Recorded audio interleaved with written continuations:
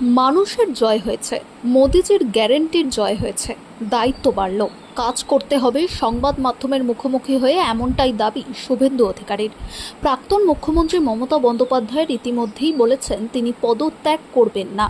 সেই প্রসঙ্গে শুভেন্দু অধিকারী বলেন, সংবিধান বিশেষজ্ঞ বা রাজ্যপাল এ ব্যাপারে কথা বলবেন, এ ব্যাপারে কথা বলার কোনো দরকার নেই।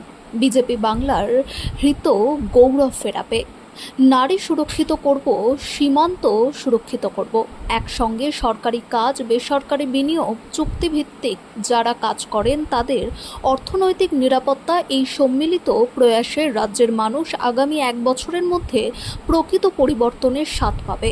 জয়পুর নন্দীগ্রামে এসে সংবাদ মাধ্যমের মুখোমুখি হয়ে রাজ্যবাসীকে বার্তা শুভেন্দু অধিকারীর।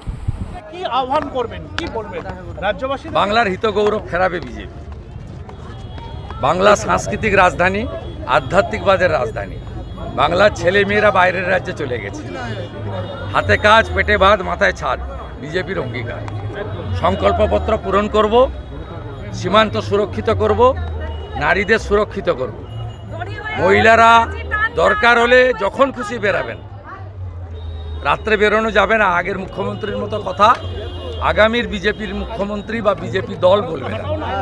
ইয়াং জেনারেশন দাদা কর্মসংস্থান চায়, শিল্প চায়, একসঙ্গে সরকারি কাজ, একসঙ্গে বেসরকারি বিনিয়োগ, একসঙ্গে চুক্তিভিত্তিক আংশিক যারা কাজ করেন তাদের ভবিষ্যৎ বা অর্থনৈতিক নিরাপত্তা, সাথে সাথে যতক্ষণ না কর্মসংস্থান সম্পূর্ণ হচ্ছে তাদেরকে উপযুক্ত বেকার ভাতা।